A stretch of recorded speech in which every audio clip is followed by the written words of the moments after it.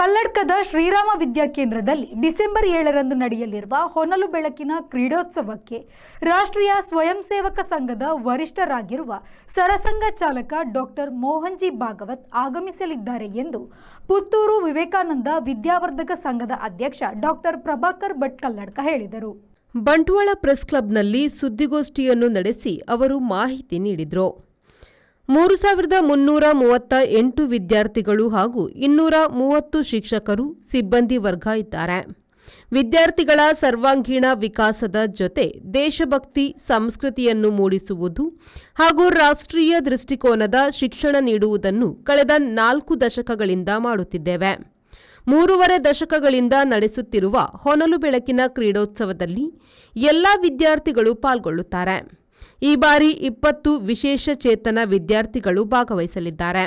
ಈ ಬಾರಿ ಆರ್ಎಸ್ಎಸ್ ಸರಸಂಘ ಚಾಲಕರು ಇದೇ ಮೊದಲ ಬಾರಿಗೆ ಕಲ್ಲಡ್ಕಕ್ಕೆ ಭೇಟಿ ನೀಡಲಿದ್ದಾರೆ ಎಂದು ಡಾಕ್ಟರ್ ಭಟ್ ಮಾಹಿತಿ ನೀಡಿದರು. ಮಾತೃಭಾಷೆ ಅಂದರೆ ಕನ್ನಡ ಮಾಧ್ಯಮದ ಶಾಲೆ ಸುಮಾರು 2,300ರಷ್ಟು ಮಕ್ಕಳು ಇವತ್ತು ಕನ್ನಡ ಮಾಧ್ಯಮದಲ್ಲಿ ಕಲ್ಲಡ್ಕದಲ್ಲಿ ಕಲಿತಾ ಇದ್ದಾರೆ.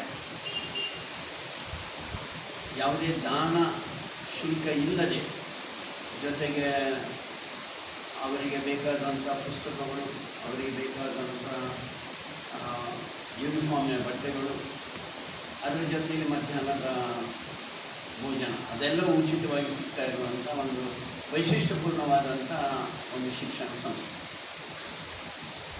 ವರ್ಷದಲ್ಲಿ ಸುಮಾರು ಒಂದು 350ಕ್ಕಿಂತ ಹೆಚ್ಚು ಬೇರೆ ಬೇರೆ ಕಾರ್ಯಕ್ರಮಗಳು ಶಾಲೆಯ ಒಳಗಡೆ ಮತ್ತು ಸಮಾಜದ ಮಧ್ಯದಲ್ಲಿ ಮಾಡ್ತಾ ಇರುವಂಥದ್ದು ಒಂದು ವಿಶೇಷ ನಮ್ಮದು.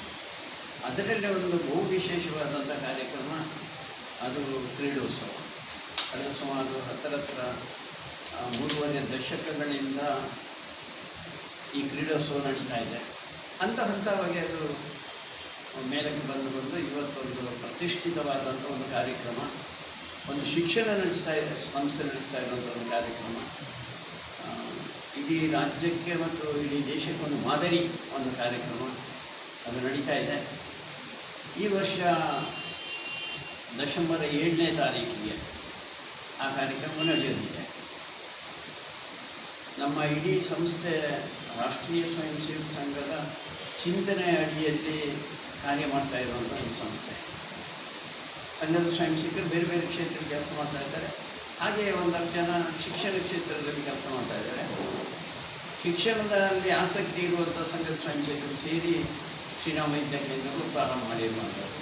ಅದಕ್ಕೋಸ್ಕರ ಆ ಚಿಂತನೆಯಲ್ಲೇ, ಅಂದರೆ ನೇಷನ್ ಫಸ್ಟ್, ದೇಶ ಮೊತ್ತ ಮೊದಲು ಅಂತ ಹೇಳುವಂಥ ಚಿಂತನೆ ಜೊತೆಯಲ್ಲಿ ಶಿಕ್ಷಣ ಸಂಸ್ಥೆ ನಡೀತಾ ಇರುವಂಥದ್ದು.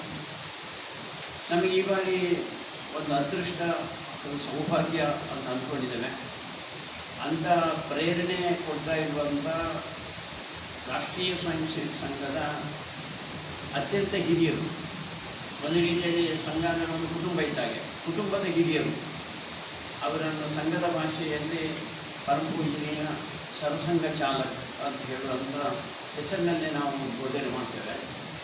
ಅಂಥ ಮಾನನೀಯ ಡಾಕ್ಟರ್ ಮೋಹನ್ಜಿ ಭಾಗವತ್ ಅವರು ಈ ಬಾರಿಯ ಕ್ರೀಡೋತ್ಸವದಲ್ಲಿ ಪಾಲ್ಗೊಳ್ತಾ ಇರುವಂಥದ್ದು ನಮಗೆಲ್ಲರಿಗೂ ಒಂದು ಸಂತಸದ ಸಂಗತಿ.